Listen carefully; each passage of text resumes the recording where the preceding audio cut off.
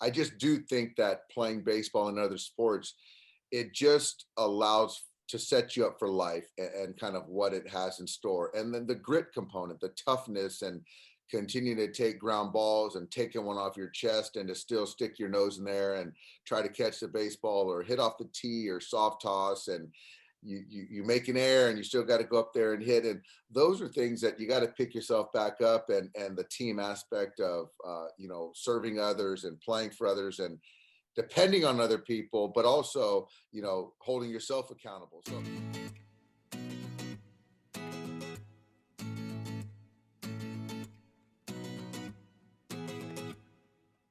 Coach Ballgame, today we are fortunate to have Mr. Dave Doc Roberts. Very excited. Wait a second. The manager of the Los Angeles Dodgers? Dave Roberts, two-time World Series champion, once as a player, once as a manager. He's amazing. Great leader. Cannot wait to get him on here. I can't either. I've been very excited for this one for a while. And, our podcast is about helping coaches be better coaches and parents be better parents. I can't think of a better guy who has been there, done that, and just has the credibility that I think any youth coach would look up to and listen to for advice. He's got enthusiasm. He's got this contagious joy about him, even the way he walks. I've never met him, but I've kind of been around him and said hello once, and I'm going to talk to him about it when he comes on, because it's super fun. But yeah, I mean, the guy could have played football at Air Force. He was a great quarterback, great basketball player in high school, decided to go the baseball route. And it seems like he just made it on grit and enthusiasm. He had all of this this joy for life and baseball. And 2004. I mean, he stole that bag at Fenway Park. Yeah. And there's a World Series. But yeah, you've been around him a lot. What kind of things would you tell your grandchildren about Doc? I mean, just the level, and we'll touch on this with him, but just the level of respect that he shows everybody, from the parking attendant to, everybody. And it's special and it's contagious, and it's just an incredible example of leadership. And he is just everything that people see when they haven't necessarily met him, like you said, like that joy, that enthusiasm. It's real. And it's more than that. It's the respect, it's the kindness, it's the making you feel like you're the most important person in his universe when you're talking to him. It's something that I try to emulate, and I'm fortunate enough to have some really good coaches in my life. Tim O'Donohue, when I was in high school, who's 1993 California Coach of the Year, amazing, and Doc, and those are the two that really stand out. I've had others, but man, Doc I can't say enough good things about him. He's the best. Yeah. Well, I mean, the guests we've had so far, Nick Hundley, Javier Lopez, there's so many great sound bites in those episodes, just nuggets that any parent could take and run with and just shine a light on, the issues going on with youth sports, and how we can really make a difference in the mental health of children in a time when it is sky high, just anxiety and depression with preteens and teenagers. Where can they go escape and have some joy? They can do it on a soccer field, on a basketball court, on a baseball field. And for me, where did I run to when I was a kid? Yeah. When I needed to find the happy in life, it was there. It was in athletics. And when you got a mentor on that baseball field or that soccer field, basketball court, wrestling mat, whatever it is, who cares, who's loving, who's nurturing, who can make you laugh, man, that means everything to a kid. So yeah, I can't wait to unpack the Doc Dave Roberts and just how he treats other people and how he goes about coaching. Like this is going to be a tutorial for me, and I'm going to be taking notes left and right. So His that's very character, exciting. his character trait that I want to, not just for the coaches, but for the players, that enthusiasm, right? So as we're working with youth, like we got to start breathing that, like, hey, your character matters, and like what you bring to a team matters. And if you bring that enthusiasm, that's how Duck really like solidified himself on that UCLA college team, right? He was good at baseball, right? But he walked on, if I'm correct, and we'll confirm that with him. But what we saw was like it was his enthusiasm that like solidified his role on that team, and it's infectious. And like for our youth, what you bring to the field matters. And it doesn't mean we're going to be great all the time, but having that intentional positive vibe is powerful, and it can take you a long way on and off the field. It's awesome. Awesome. So we'll get to that in just a little bit. You had a good story from the week you wanted to share. Please do tell. Okay, well, yeah, great. We've had some great opportunities with some young athletes that have been coming over to our club, and every time we get an opportunity to work with an athlete, I thank the parents because it's a big responsibility, right? And they're trusting us to help their athletes. So we had yes. For the listener, what exactly are you doing? What age groups are you working with? This is 13 and 14-year-olds. So OV Mets baseball club out here in Oro Valley.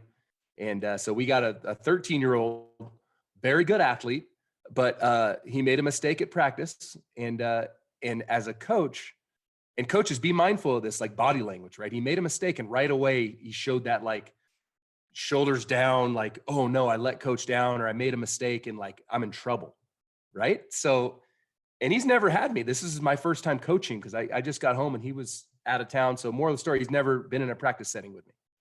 So I was able to walk over to him and say, hey, hang on a second. Now, we want you to be fearless. Like this environment is a fearless environment. I want you to be fearless and aggressive. And when we do something that, was a mistake, like it's just an opportunity for us to learn and grow as a club. So we were doing rundowns and he didn't create a throwing lane. Totally fine. So it's like, okay, here, this is why. And I'm glad that happened. You threw the ball off the runner's back. That's why it's important. So like, we're going to learn from it, but you got to know right away that I'm not mad and I will never be mad. Like, we're just going to correct it. And then we're going to move forward. And it was awesome because his body language changed. And that's it as a coach. Like and we've talked about this in the past, if you have this vibe of like, oh no, if I mess up, coach is going to yell, or we're all going to run, which we've all seen. That's not it, and that's not the vibe. And the kids aren't going to learn. That becomes our own ego as coaches. And that's not helping the kid. So it was really, really cool. And we got to talk a little bit about it on Sunday. We had our golf tournament and he came up to me and we had this really good conversation. Great kid. And he's working his tail off and I'm proud of the work he's putting in. And a really special moment that I could just tell him, hey, dude, like, you be fearless and you be confident. And even when we make a mistake, we need to carry ourselves with confidence. And it was awesome. It was a really cool moment. Well, when you take the fear out of it, when you take that whole aspect out of a play, and that's a high leverage moment there, right? Where you're trying to get a runner out. If you take the fear out of it, then, I mean, there's so much more that kid can do. There's so many more things that kid can try and learn from. Like if they're holding on tight because they know they're going to get yelled at if they mess up, then they're not going to try that extra step out of the baseline. They might not try that extra bit of heat on that ball, or just be willing to fail. My theater arts teacher gave me the best coaching advice ever for my baseball players. Be more than willing to fall flat on your face. Like, yes, be so willing to embarrass yourself and fail completely. Because when there's that freedom, then you grow, your ceiling just goes way, way higher as far as how far away you can get. And then my wife also gave me that when I was starting to pass out flyers for my first coach ball game baseball camp. And she's just giving me that vote of confidence. Fail. Yes. I mean, 100 people are going to be like, who's this dude and what's this flyer? And I'm going to throw it in the trash. Yep. And these are all the thoughts that go in my brain. And she's just like, yeah, do that. Make people feel uncomfortable.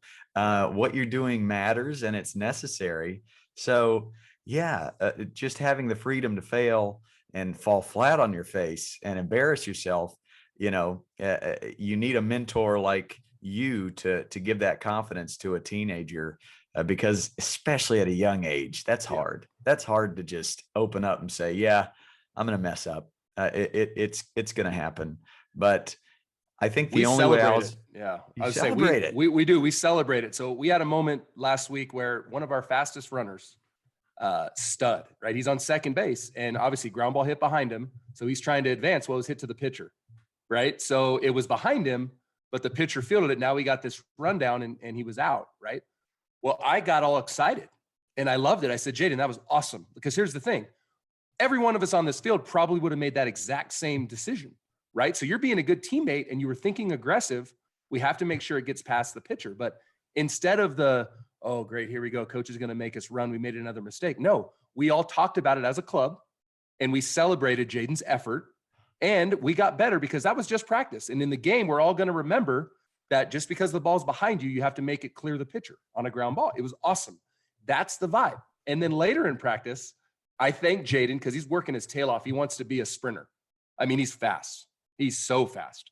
So he hit a ground ball and we had a guy on second and our shortstop came up, pump fake to first because Jaden was running. So he wasn't going to get him, slow roller. And then we looked for the play at third. Amazing. So I once again told my shortstop, hey, great read. But more importantly, hey, Jaden, you've been working so hard at your speed. And because of the work you're putting on outside of the field, you gave us that opportunity to work on something that normally doesn't even come up in practice. It's just cool. So as coaches, look for those moments where you can celebrate their effort and their sacrifice. And if they make a mistake, turn it into a positive. Yep. I was listening back to episode 2 where me and you were just chatting in the office here about our failures. And it made me realize, I think in that moment with Jaden 15 years ago, when I'm starting out coaching, I would have been looking for the wrong. I would have been looking for what went wrong so I can fix it for my own ego. Same. So everybody knows I'm a better coach and I can create a winner. 15 years later with white in my beard, I'm now looking for the celebration. What can we celebrate out of 3 mistakes that I just noticed, right? Yeah. The kid did not get in a great position to field the ball, kind of bent over at their waist, threw the ball down here from the side instead of following through nicely. And then the base runner made a mental mistake when they could have they could have been safe.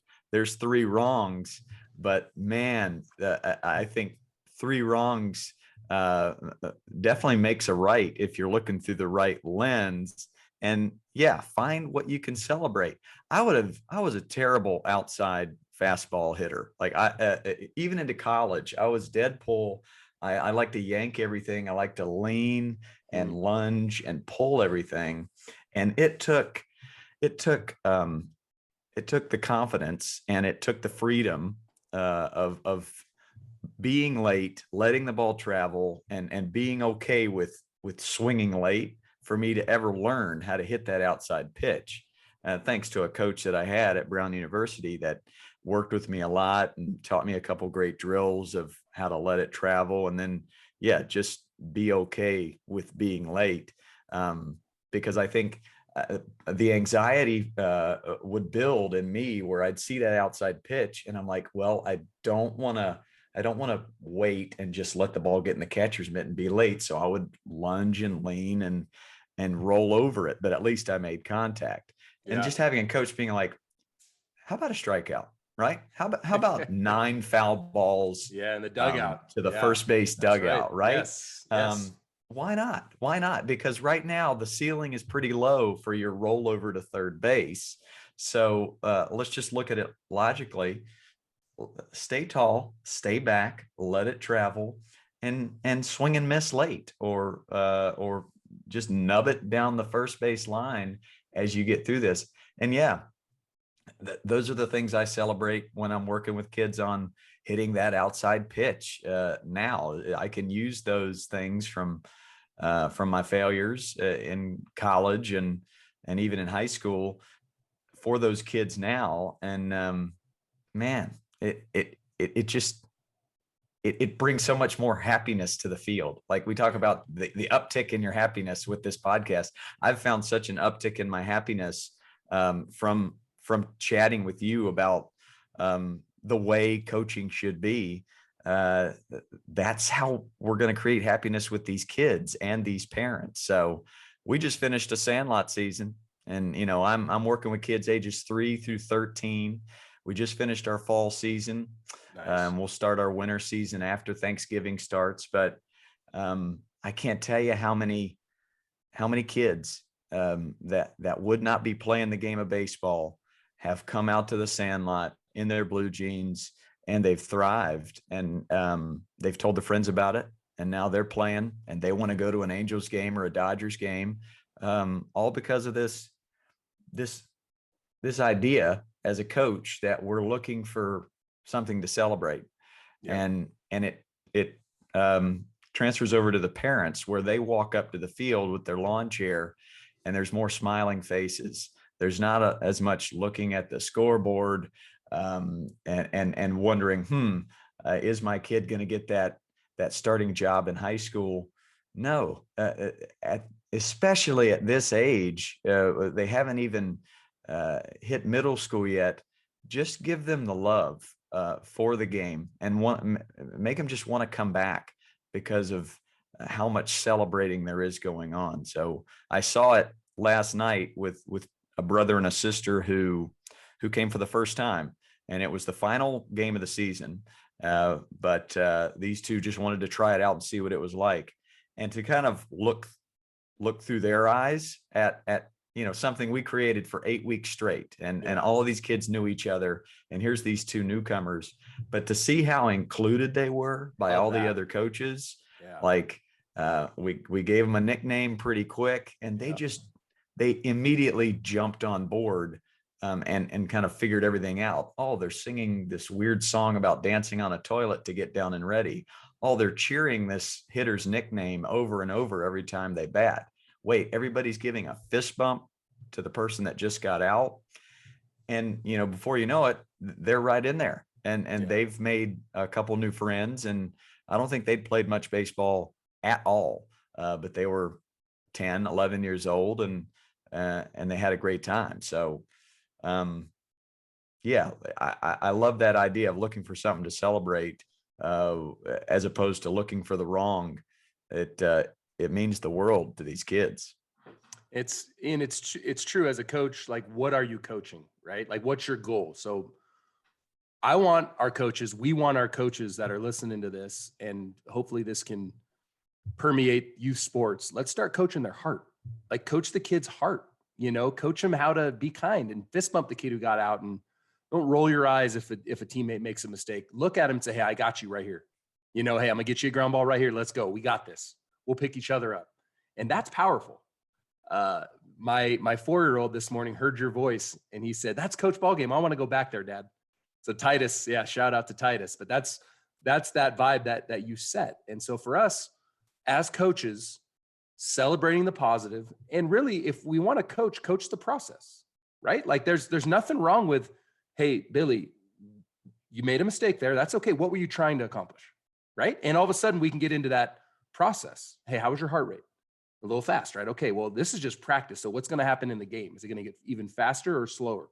It's going to speed up, right? So let's start practicing, knowing what we're going to do before the ball's hit, and having that slow heart rate in practice. So hopefully that'll transition into the game. But so much about process, and more importantly, like their heart, like treating people with love and kindness. And that's what's cool about having Doc on today, because he treats everyone with such kindness and respect that it is the model for coaches, for dads. It's awesome.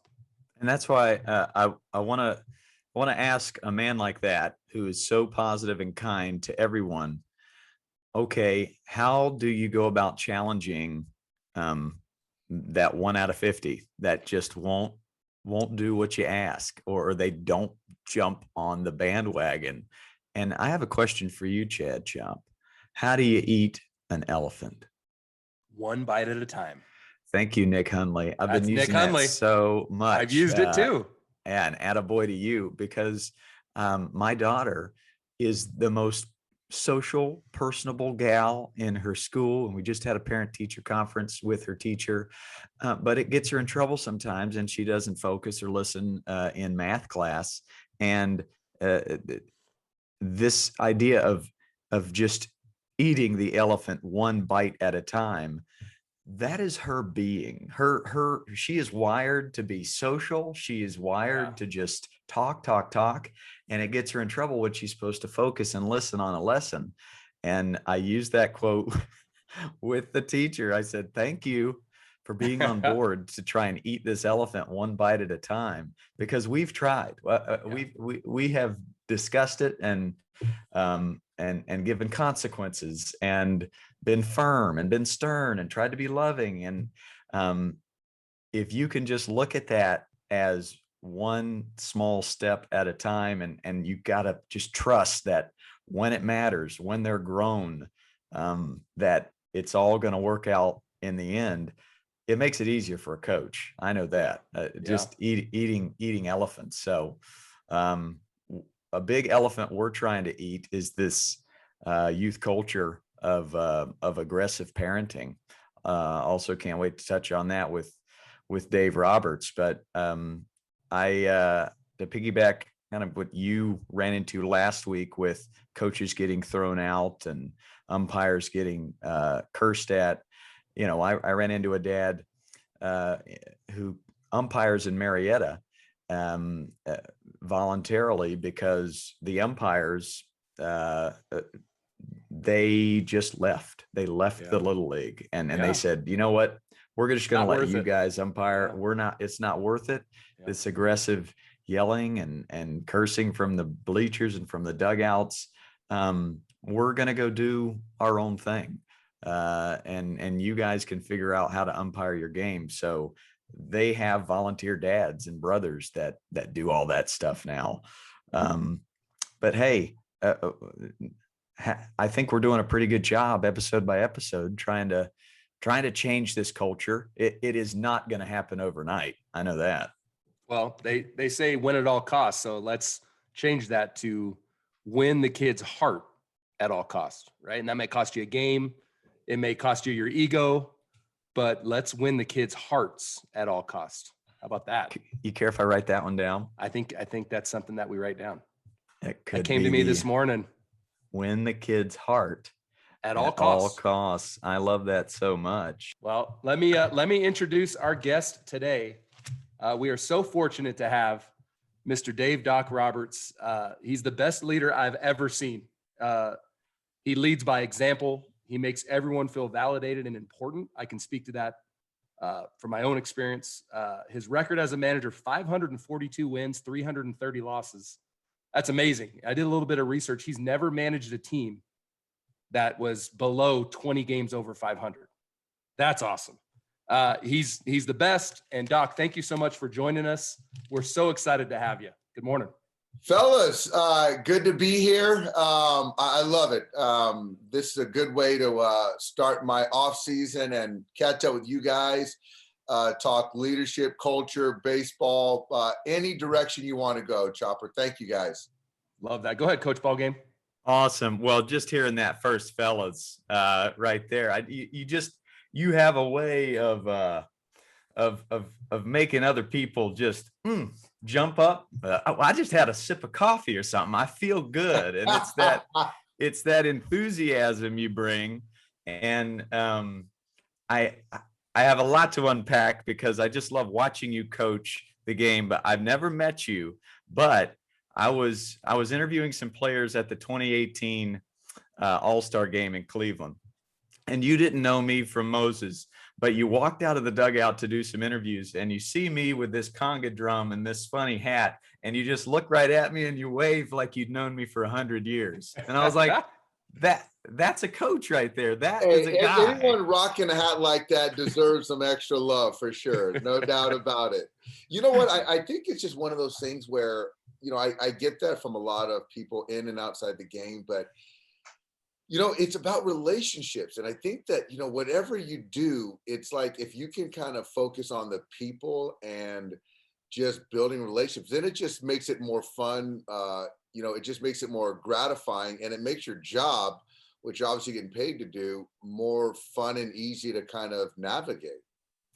Well, and on that topic, Chad Chopper just said, um, in this culture of youth sports where we're trying to win at all costs, and it's something we started a podcast for, to try and turn that culture on its head. Instead of winning at all costs, he said, win the kid's heart at all costs.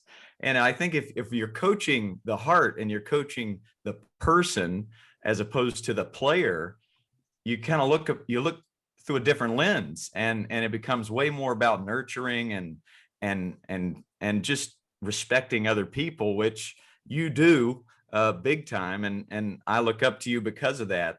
So thank you for the way you go about it. No, Chopper's right, Coach Ballgame. He's right, and I think it's interesting. It's like when you start and focus on the heart, whether it's obviously parent to athlete to child, but coach to athlete to player to player, and it's like you start. One of the things that I always learned is, when you get to our level of coaching, it's, do you care about them? Do they know you care about them? Can they trust you? And can you make them better? Is the third one.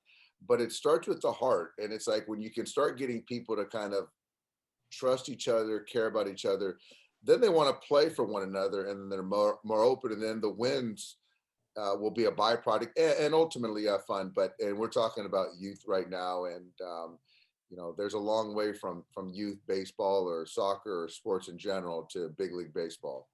Big time. Yeah. Apples and oranges, as I like to say it. I'll get my first question out of the way, and then I'll kick it back to you, Chopper.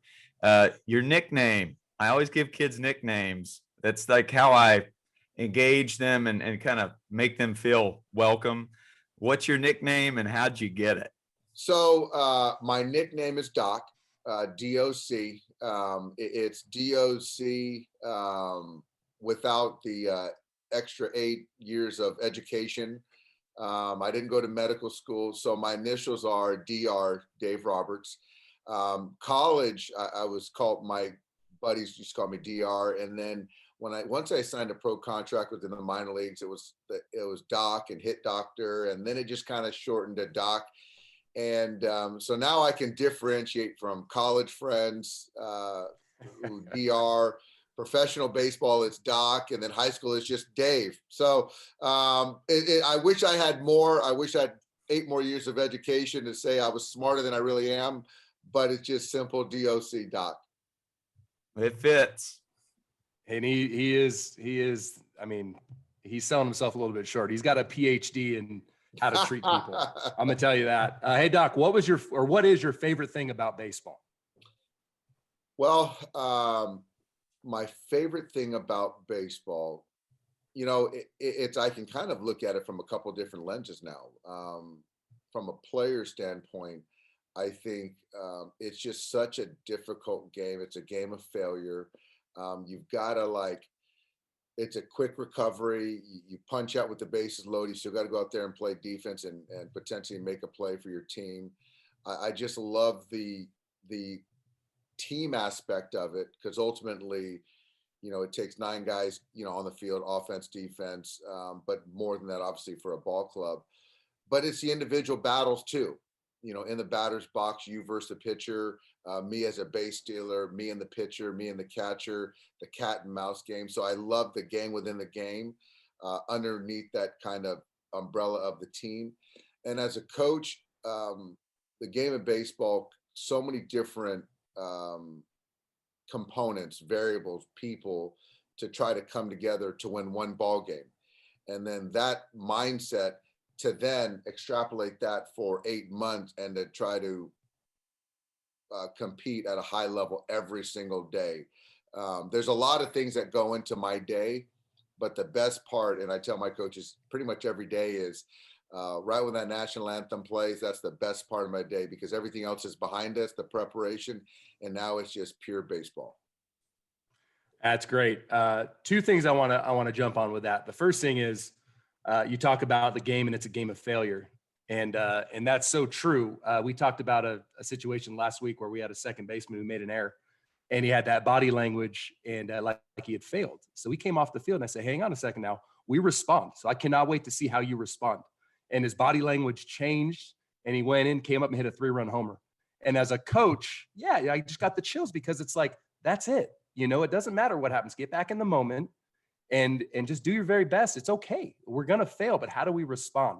So That's a great story. That's great, and that's something that young man's going to remember forever. And that's a life lesson. And I think with baseball, and that's why I do believe that people that kids, and I was a 3-sport athlete, in high school, and even before that, I played soccer. And I just do think that playing baseball and other sports, it just allows to set you up for life and kind of what it has in store. And then the grit component, the toughness, and continue to take ground balls and taking one off your chest and to still stick your nose in there and try to catch the baseball or hit off the tee or soft toss, and you make an error and you still got to go up there and hit. And those are things that you got to pick yourself back up, and the team aspect of serving others and playing for others and depending on other people, but also, holding yourself accountable. So that's stuff that I've learned as I've gotten older. I instill it in my kids, and I'm very fortunate to have 2 great kids and a wife that supports that as well. Yeah. And the last thing I'll say, and I'll kick it over to you, Coach Ballgame. No one gets to know this, but the folks that are in the clubhouse. But my favorite part of the day was not the national anthem. It was you running out to the national anthem because you hear Doc just loving on everybody that comes in, all the way down to Clyde, who's awesome. And he's the guy that's making sure we're following the rules for all the protocols. And Doc just loves on, "Hey, Chopper, let's go. Rhymer, Clyde, let's." It's the best. It's this wave of enthusiasm, and it's infectious. You're the best, Doc. Coach Ballgame.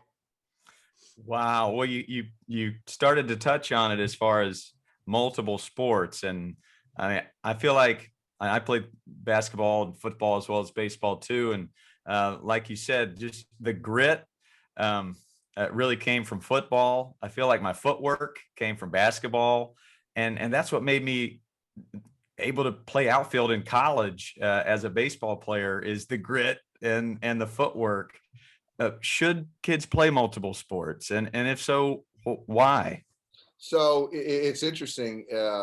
My first knee-jerk answer is yes, I did, but I can look at my son who didn't. He was a baseball player, and that was a decision he made. I try to encourage him to play other sports, but he just had this love for baseball. But I do think, and Coach Ballgame, you nailed it. All these different things and skill sets that kind of help other things in sports and outside of sports. So for me, I encourage it because you learn a lot of different things from a lot of different sports. And, not everyone's going to get to be Mookie Betts or Tom Brady. But you do have a very good chance to be a leader in your community and be successful in your own right. And I do believe that playing other sports allows for that. The hard thing now is when you want to excel in a particular sport, even at the high school level, these kids are playing travel ball at such an early age. And so now when you're not dedicating the extra hours in that one particular sport, you're behind. And if you're not a freak of nature like a LeBron James, which 99.9 of us are not, you're at a disadvantage. And so that's where the fun, if you're not playing, getting able to play and like be an active participant, then it's not as fun. So how do you combat that? You focus on a sport, you play travel ball, you hone your skills. So it's tough. And I will say that the athletes now, the players or skill sets are considerably better than when we were younger because there's more of a focus. I don't know if athletically they're better, but I do think that if you're going to play baseball, when you're trying to play 3 other sports or 2 other sports, you're at a disadvantage. So parents these days, it's tough, and I went through it. This is something I've been wanting to ask you for a while, and we just touched on it a little bit, and then we'll kick it back to you, Chopper. But um, the reason I started the Sandlot, which is just this neighborhood pickup game, is because I had kids at age 7 and 8 coming to me and saying, my travel ball baseball coach won't let me play soccer because I got to play year-round baseball. And the kid was sad. He wanted to hang out with his soccer friends. He also wanted to hang out with his baseball friends. He also just wanted to be a kid and hang out with his folks. So I've run into this aggressive travel ball culture, especially at a young age. And I sense the reason that these coaches and parents get so loud and yell at these umpires at these tournaments is because they want their kid to be seen by a Dave Roberts. They want their kid to be seen by a high level coach. What is your advice to that parent? And what is your advice to that youth coach out there? That's thought, that sentiment. It's real. The irony is that, and I'll get to your question. The irony is that a lot of people that have made it, quote unquote, made it as far as at the highest level, they're not pushing their kids to do that. And I think that it's understanding that, and my dad didn't, my mom didn't. It was kind of allowing me to do whatever I had fun doing and competing. And I think part of it is that they want their kids to be seen. Part of it, I think that they want to leverage the sport to potentially get into college, which is so competitive, which I totally understand. The other part of, I think that they didn't have that experience of being an elite athlete or having that opportunity. And so they want that for their son or daughter. And so they feel that if they push, and it gives them the best chance for success, which not always is success. It ultimately sometimes leads to burnout. But I think to your question, Coach Boggan, it's communication, and it's continuing to encourage, but hearing and understanding your child, which no one should know their kids more than the parents. And obviously at 5, 7 years old, that you mentioned, they don't know a whole lot at that point in time, but you start keeping a keen ear and eye on if they're having fun or not, if they're kind of bowing out of practices or making excuses. So I just think it's just it just comes back to the house, though. Communication. It's something that we talked about a few weeks ago. As a coach, your intensity is not going to fuel the kid's passion, right? So same as a parent. Like if you have this, I really want it for him, that's not it. Think back to Wayne Gretzky's dad, where he said, like, the greats, you have to tell them to stop, right? You have to tell them, hey, it's time to come in, Wayne. It's time to come inside. You got to eat dinner. You got to do your homework and take a shower. You haven't showered in a week. So as parents, we got to be able to see that. And whatever your kid's passion is, I mean, shoot, Doc, Emmy's got a voice like an angel and she loves to sing. I mean, she has a voice like an angel, and that's a passion of hers. It's amazing. So you're fueling that passion. She's also really good at ping pong. But as a parent, you just fuel their passion. It's great. So I love that. That's great. Yeah, it is. And it's like, and you mentioned my daughter, and she's actually applying to schools right now. She's a senior in high school. And I'm not pushing her to go into performing arts school or go to Juilliard or do shows. And it's something that she knows she's got talent, but she wants to be a regular student. And, it's just, to succeed at a high level in anything, you've got to have that full commitment. And so I just think that, and when I go out and speak and talk to kids and parents, I just think that there's so many more important jobs than what I do. I just have a job that I'm on TV all the time. But, and I think even if I didn't have a 10-year Major League Baseball career or managing a big league ball club, I would have been successful in my own right. And I'm not talking about financial. I'm talking about leading, people in the community and being an upstanding citizen and being a great father and husband. And I think that that's more important than anything. So, but I do think that it kind of comes full circle with playing various sports, communication, the teamwork, and what youth sports has done for each one of us and so many people. So it's important what Doc just said. And for our listeners, this is what we talked about last week. where Coach Ballgame, you said, I don't know why I'm being so blessed and having all these opportunities. And Javier Lopez said, I don't know why the good Lord blessed me. And Doc just said, like, I would have been successful either way because of how I treat people. And I would have had an impact in my community, and how he loves everyone he comes in contact with. To me, that's why the good Lord blesses people like Doc. It's because their intentions are true and pure. That's awesome. Doc, question for you. Who had the greatest impact on you as a player, manager, and as a man? So your baseball career and just you as a person. I think initially my father, he was in the Marine Corps, served 30 years in the Marine Corps, served our country for 30 years. And he always showed up. I don't know how he did. He was in his fatigues, and whether it was football, baseball, basketball, he would always show up, and he would coach some of my teams when I was younger. And he always found a way to show up and be there for me, get me to practices. I don't know how he did it, but he did. I had a coach in high school, Coach Smith, and he's the one who literally dragged me to UCLA and said, Coach Adams at UCLA, you need Dave Roberts on your ball club. Every team needs a Dave Roberts. He's raw, he's green, but you need him. So he instilled a lot of work ethic, respect, and made me believe myself. Coach Adams at UCLA really honed my skills as a ball player. And I still am very close to him today. And just watching how he led our group with enthusiasm and love. And that's what I try to emulate each day. Maury Wills, the great Maury Wills, 1962 MVP. Once I was with the Dodgers, he just took extra time and love for me to kind of hone my craft on stealing bases, bunting, and understanding who I am as a ball player. And he's the guy that the good angel on my right shoulder saying in game 4, the ALCS, that DR, this is what we talked about. Everyone in the ballpark knows you're going to steal second base. You can't be afraid to steal second base. And so I trusted him, and he was my conscious at that moment when I took the field against the Yankees. So, so Maury Wills. And then as far as coaching, Buddy Black is a good buddy of mine, a mentor of mine. And he's relentlessly positive. He knows pitching. And as a ball player, former ball player, position player, you always think about, we can outscore those guys. But he said, Doc, if you ever want to manage, you better learn to love pitchers and understand pitching. So I owe him a lot of credit.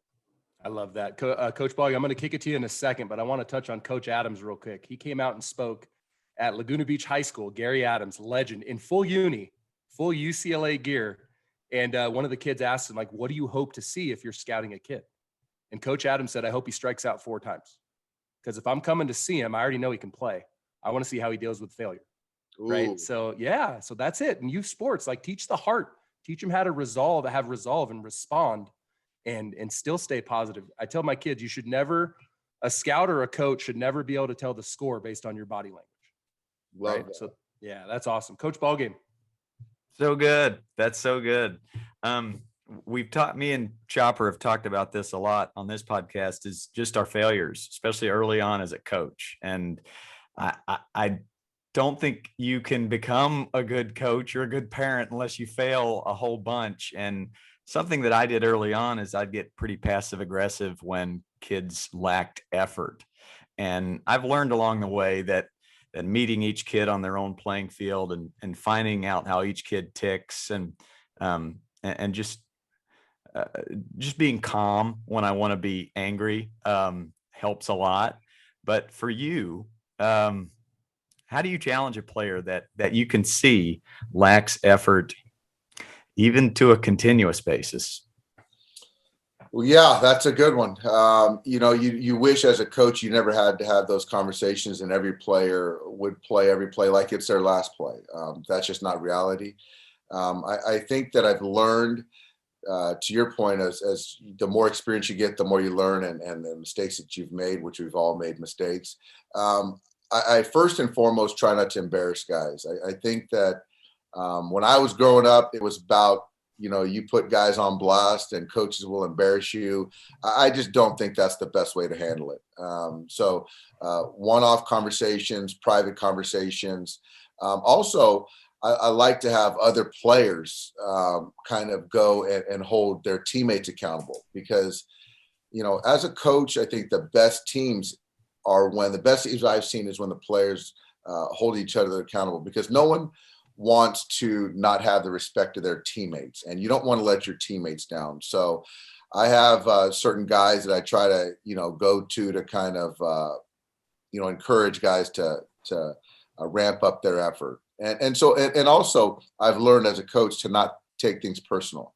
A lot of times, especially early on in my coaching career, when a guy's not playing hard, you think that it's a slight on you, and then it kind of gets under your skin, then you react with emotion, and it just never ends well.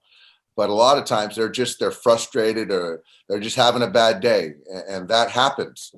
But I do think that it goes back to that communication piece. And, when you can have that trust in a player, and know that he knows that you care about him, he or she knows you care about him, then you can kind of be more pointed, direct, and you can really connect with the player. Beautiful. I got no rebuttal there. Chopper, back to you. All right. Can you guys hear me okay? I had a little technical difficulty, but it sounds like, okay, we're all good. Perfect. Internet decided to kick out, but that's fine. We'll get through it. We're grinders, Doc. We'll get through it. Okay. So, Doc, you treat everyone with such respect and kindness. Where did you learn that, and why do you do it? I learned it from my mom. She's Japanese, from Okinawa. She was always instilling in me eye contact, a good handshake, respect people. And I think that's kind of the core of it. But I also think that my faith has a lot to do with it. I think that,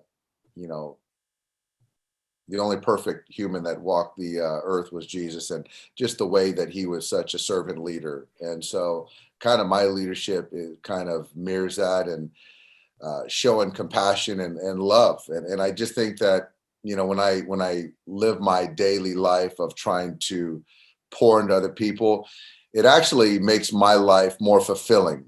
Does it at times? Does my tank empty? Absolutely. But I do feel when I can pour into people and bring some sunshine and some positivity to their day, it just makes things better on a micro level in our world, where now things are just so negative at times, it seems. Love that. I have 2 points to make. Then, Coach Begum, I'm going to kick it over to you. One point is I want to share a quick story about Doc. And he touched on that he has a lot going on before the game. He has a lot going on before the game. There's meetings.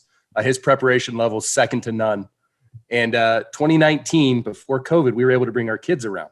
Doc's a big family guy. So I had my oldest, Michael, and we were walking by Doc's office, and he hadn't met Michael yet. So I thought I'd just quickly hey, Doc, this is my son, Michael, but then let him go because he's got stuff to do. There's a big league ball game coming up. And Doc took 15 to 20 minutes. He got out of his seat, walked around, and gave Michael this eye contact and this respect. And Michael felt like the most important guy in the whole world. Doc asked him about his favorite food and what he likes about school and what position. And it was just so special. It made my son feel like, Cody Bellinger. And it got to a point where I said, all right, Doc, I'm going to let you get back to it, because I knew that he had guys lining up outside of his office because they had a meeting to get going on. It's an amazing example. And it's just a glimpse to who you are, Doc. And I love it. And I forgot my second point, but it doesn't even matter because I got to share that story. Yeah, well, I'm right there. Yeah. Go ahead, Doc. No, it's just, and I appreciate you saying that. I remember that first meet with Michael, and I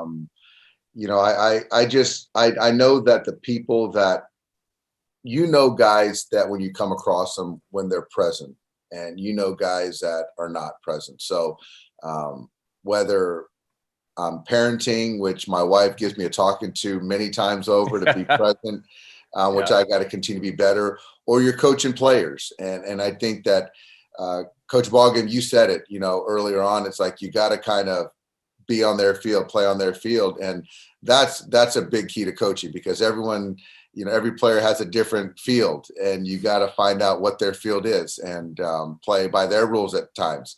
And so I do think that when you can be present and give them certain times and moments, it goes a long way. And there's a lot of people that I come in contact with every day, but I do try to give as many people as I can a moment, whether it's a pat on the behind, on the shoulder, a hello, what food you eating today, what wine you drinking, or meeting a coach's son. So it just, I think exponentially, it just adds so much, enriches the environment, the culture.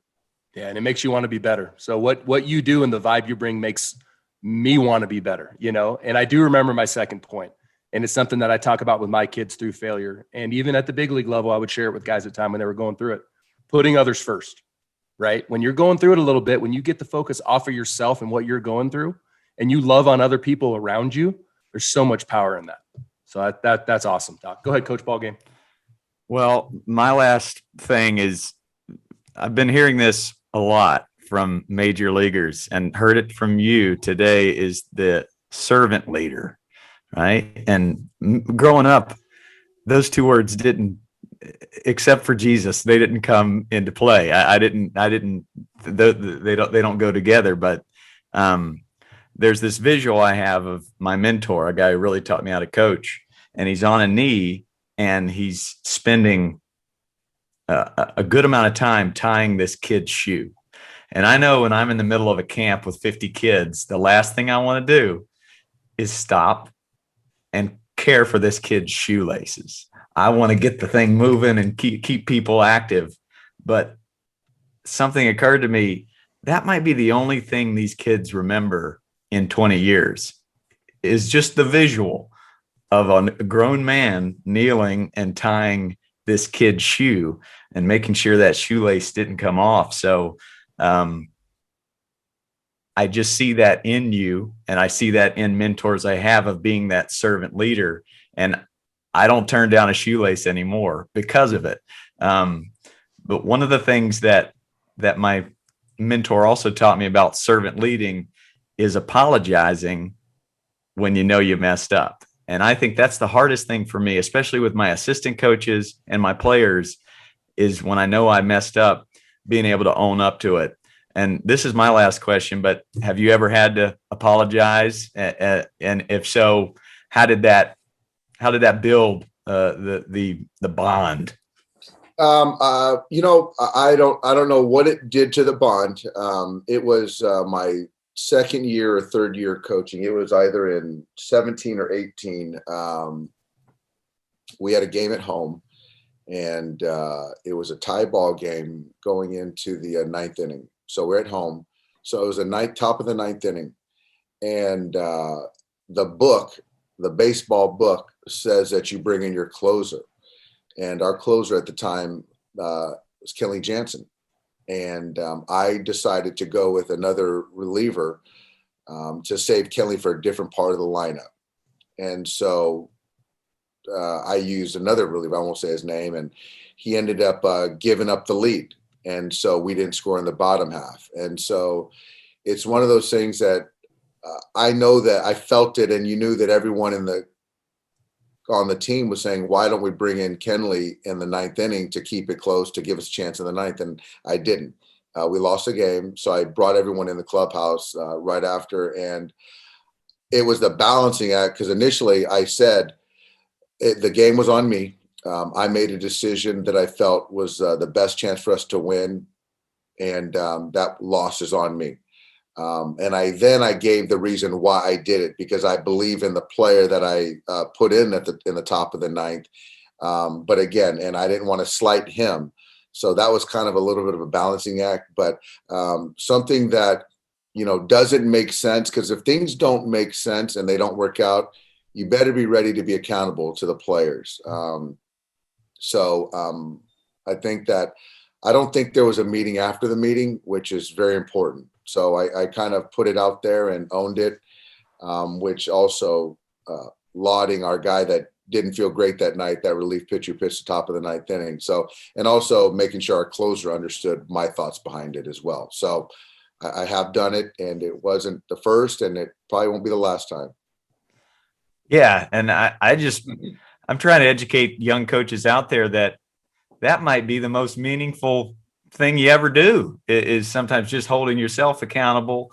And thank you for sharing that, because that inspires me to hold myself more accountable. And we can't be perfect. So thank you for that. Yeah, and that's kind of the point too, is just like Doc did and you said, Coach Boggan, when you make a mistake, own up to it, and then that's going to garner more respect from your players and your coaches. Is like, hey, we all know Coach Schott messed up, but he owned it, and he's going to try to make sure it doesn't happen again. So that's awesome. My last question for you, Doc, and thank you again so much for taking the time. What is a must-have character that you look for in a player?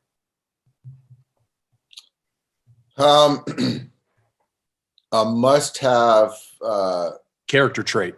Character trait. Okay. Sorry. Character trait. I think for me, I look at compete. For me, it's the ability, and I say compete, and it's kind of whether it's toughness, it's grit. I look for compete because at the end of the day, when you're not feeling well, things aren't going well, you still have to be able to compete. And if you're a competitor, you don't like losing. You're going to find a way to win, find a way to help your ball club, find a way to get the job done.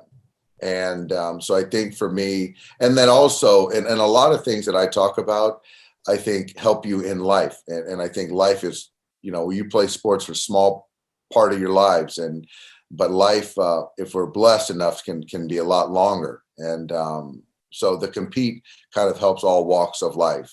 So I think that's, I know it's sort of broad, but the compete is something I really admire. I love it, because compete can drive your decisions, right? Compete can cause you to get to bed a little bit earlier when you're a little bit younger and you got a big game the next day, or compete can drive you to the gym. Your passion kind of drives your decisions. So I think, because competing is not always, people get it twisted. Compete is not always between the lines. No, it's also competing outside the game, and that's just as important. When you say compete, the first guy that comes to mind for me, and there's more, but I think back to just this playoff run with Chris Taylor, because CT3 was grinding leading up to that game against the Cardinals. And Visky talked about in the cage where he was like, man, he couldn't even make solid contact in the cage. But you talk about the compete, and he walked him off with a home run. And it's like, that didn't surprise you. I know, because I know how highly you speak of him as a player and as a man. So it's like, when you know that you have compete, permeating your clubhouse, you'll take your chances. And it does not mean you're going to win every night, but you know that your guys are going to grind and they're going to give everything they have that night. And I love that, Doc. We appreciate you so much. I wanted to touch on Red Stitch Winery. So you got Red Stitch Winery with Rich Aurelia. Tell us a little bit about that. No, it's something that this passion project, we started our first vintage with Cabernet was in 2007. Rich and I played together. And so wine is one of the things that when I'm drinking wine and spending time with food and friends, baseball kind of goes to the side, which is a nice reprieve from my mind. My wife calls me Napa Dave. And so sometimes she's like, where's Napa Dave? I miss Napa Dave. But Red Stitch, we do Chardonnay, Pinot Noir, Cabernet. It's redstitchwine.com. And so it's fantastic wine. I just love it. I think it's 1,800 cases produced, but we get good scores and it's quality wine. So I appreciate you bringing that up. And, food and wine is with baseball is a perfect pairing.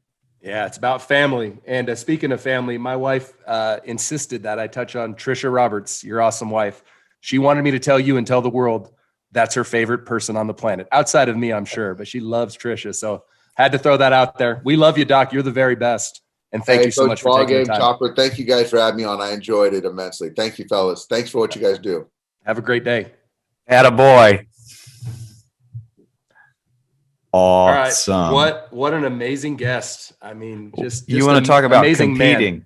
and competing. Your families compete during the games. I was there, and Yeah, the right chops. around your wives and all the kids. Yeah. And in that wild card game, Oh my like gosh. they're hanging on to every moment. Every And moment. it's like, oh, that's that they compete more than the players do. 100%. 100%. The wives had rituals too. They did. That's right. I'm glad we can get into those rituals.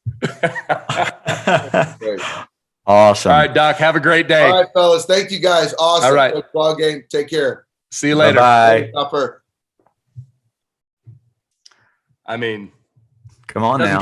Doesn't get much better than Doc Roberts. It doesn't. I was just writing down words like communication, Maury Wills, Coach Adams, one-off conversations, having other players discuss things, be ready to be accountable, compete, and servant leader. Like that's what I wrote down during that talk. It's great. And it's a common theme, right? The servant leader that's who we're bringing on. And like next week we got a real special guest, and it's the same thing. The amount they do in the community, and just more importantly, who they are as men. And I'm going to touch on it one more time. When your heart is in the right place, you're blessed. You know, you're blessed. That's just how life works. So as coaches, let's fight for their hearts, and let's win their hearts at all costs, because the sport's going to come and the sport's going to go. And if they played it as long as they can play it, they'll be 35, 38, 40 years old. But then they got another 30, 40 years. What are they going to do on this earth? If they don't have the heart to serve and love and be kind and uplift others, then we failed as coaches. Start playing the music, Tommy. That's it. Yeah. That's walk it. that off. Walk Tommy it off Gold. with win the heart at all costs. That's Love the that. name of this episode. Hey, folks, subscribe, tell your friends. We're on the Google and the Apple and the Spotify, and just tell anybody you know that is passionate about sports. Hey, these guys are doing it differently, and they're asking people that have been there, done that. How do we make youth sports better? And how do we create better coaches? And it's here. It's with this quote, win the kid's heart at all costs. That's what shapes Dave Roberts' enthusiasm. And that's why he coaches the way he does and parents the way he does. It's because he knows he's going to be successful, not monetarily, but changing people's lives and making people smile. So keep putting those smiles on people's faces. It's why Doc, win or lose, he's the same. So when we win at the big league level, there's high fives, there's music, it's great, it's this, it's that. Well, I've seen in other clubhouses after a loss where it's like, man, this is tough. Well, Doc walks through and is like, hey, stay positive. Hey, we'll get him tomorrow. Hey, Chopper, keep him going, keep him motivated, keep him happy. And it's that vibe of knowing like, hey, I trust our process. We have the compete in the room, and we'll take our chances, right? So if you're going at it the right way, it's win and learn, right? It's win and learn. You won or you learned and you got better. So great guest. We're so blessed to have him, and I'm blessed to be able to be with you every week, Coach Ballgame. So thankful you're in my life, and I hope you have a great week. Right back at you, man. No doubt the uptick in happiness is there. I'm becoming a better coach one step at a time by just chatting with the Chopper here every Tuesday. So same. Look forward to next week. Mookie Betts. And Coach Doc Roberts, he mentioned Mookie Betts. So that was almost like a good little foreshadowing. We're real excited to have Mookie on, and what a tremendous man, tremendous leader. We all know the talent he has, but if you don't know about the stuff he does in his community and his heart, we're going to touch on that next week. Can't wait. Boom. Bang. Until next time, brother. Get that uptick in your happiness. Let's go.